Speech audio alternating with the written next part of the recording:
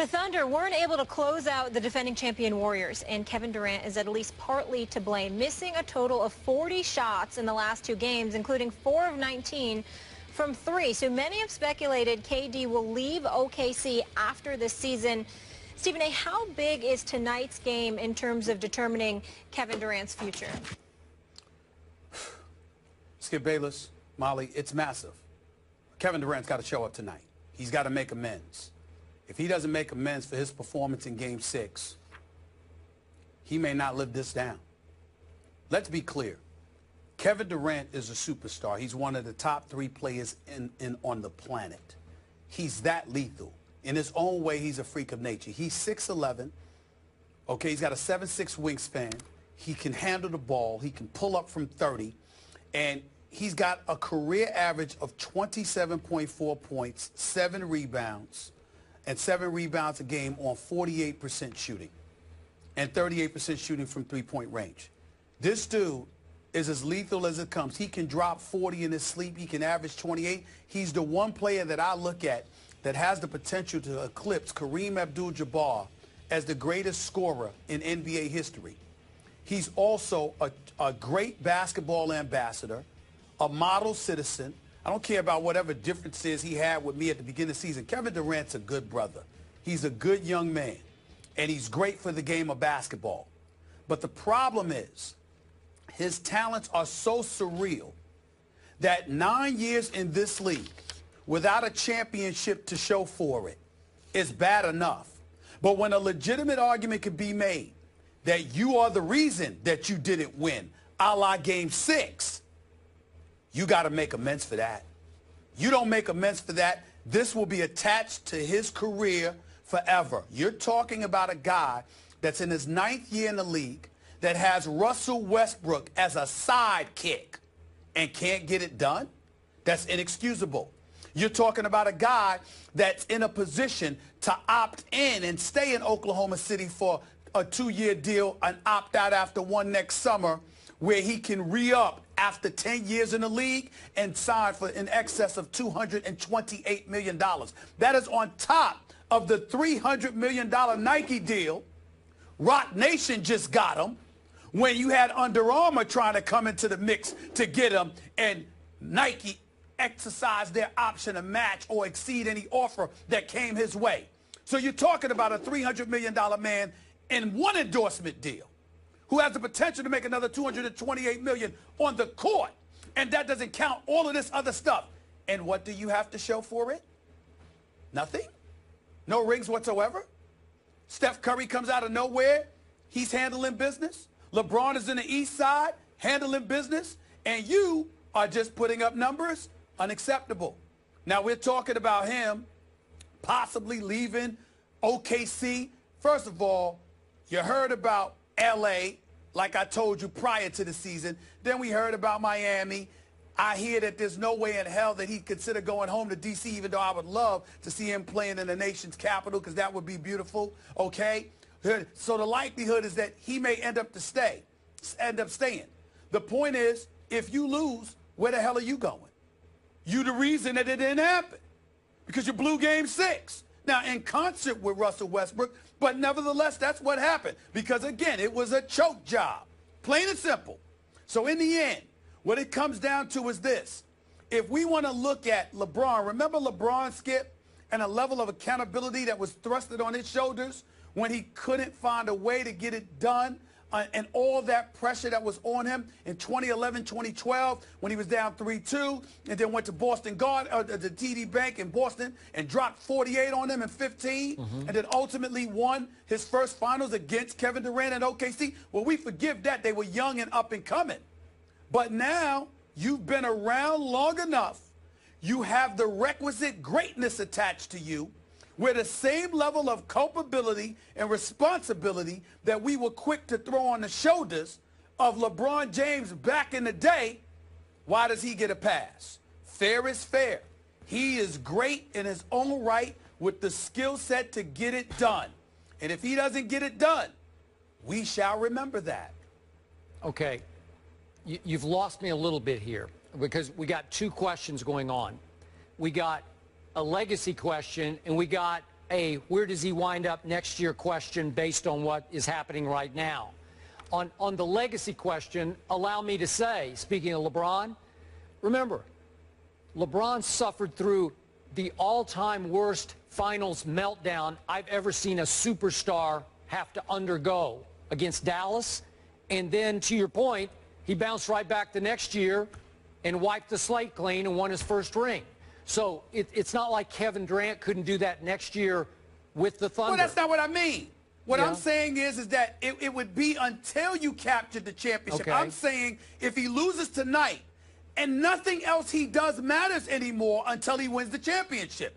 And there's nothing to talk about. We know he's great. We know he's lethal. We know he's one of the best. We know all of these things. I'm saying that the narrative on Kevin Durant will forever be about getting the championship. Sure. All of that other stuff is irrelevant now. We don't care about that anymore with him. But you can't forget they did get up 3-1 on a team that is not only the defending champ, but they won a record 73 games. But that's why. That's pretty good. That's actually pretty great. But that's why. But that's why. Skip, if you're going up against a 73-9 team, all right, and then all of a sudden they're just too great and they overwhelm you, that's a different narrative. But clearly they weren't capable of overwhelming you. You went up 3-1 on them, and then you blow it. That's the point. That's what the problem is. Okay, just me. Kevin Durant didn't play the worst game I've ever seen any star play on Saturday night. He was bad by his standards, obviously, 10 for 31, one big late turnover. But remember, his co-star, his point guard, turned it over 4 times in the last minute and 39. So there's co-blame to be shared there, right? I mean, you can't dump that whole Saturday night just on Kevin Durant. Russell Westbrook have to share part of it, right? Well, how many times do I have to repeat myself? Okay. I said choke about both of them I got it. 5 times already. Okay, now we're back to Kevin Durant.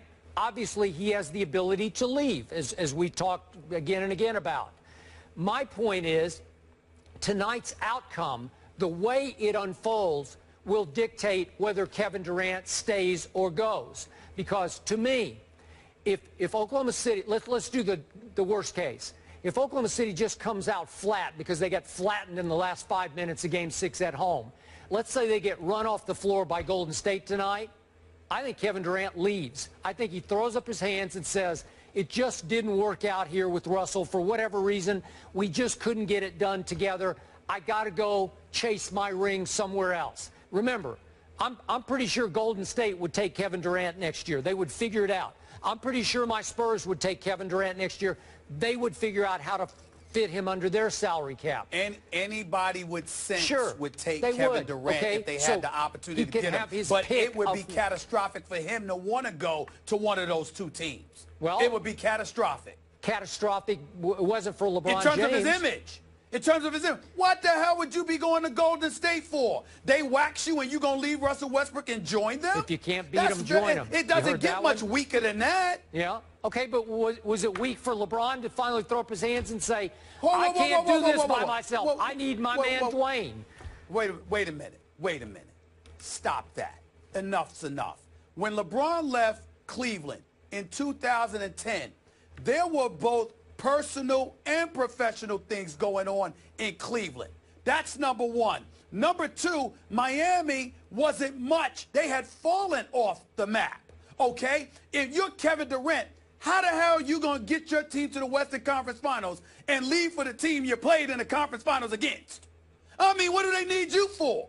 I mean, you are literally jumping on the bandwagon. Okay. Now, if he left to go to D.C., or he left to go to Miami or something like that and be against LeBron in the East, that would be different. But to go to Golden State, what? San Antonio? What? Well, I know that's your wishful thinking. Well, I mean, hey, you know, I don't mind that. Would be, I mean, I understand. You beat him and you LaMarcus join Aldridge him, clearly needs him. No doubt about that. Yeah, okay. So my point is this. If they win tonight and get to the NBA Finals, I think Kevin Durant will stay in Oklahoma City.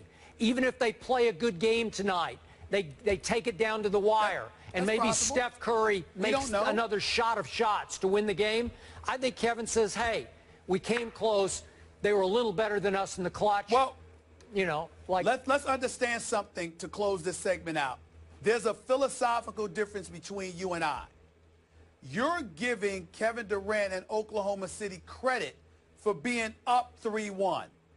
I'm saying when you are a superstar of this magnitude and you are up 3-1, when you forfeit such a lead, that sticks with you, particularly when you've never won the championship. Now, if you won a championship before, but you just have a bad few games in a series and somebody comes back to beat you, that's different.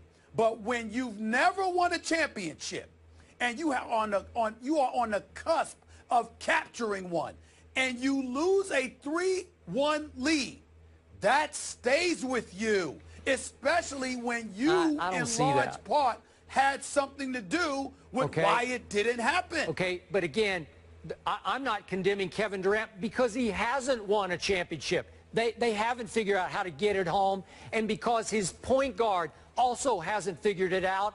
And in the end, when he turns it over 4 times down the stretch, that's not all your fault. When Magic Johnson lost to the Boston Celtics, even though it wasn't a 3-point lead, and he turned the ball over to Dennis Johnson like on 3 straight possessions, God rest Dennis Johnson. So when that happened, yeah, Magic got maligned a little bit, but at the same time, we were like, this is a champion that had a bad game.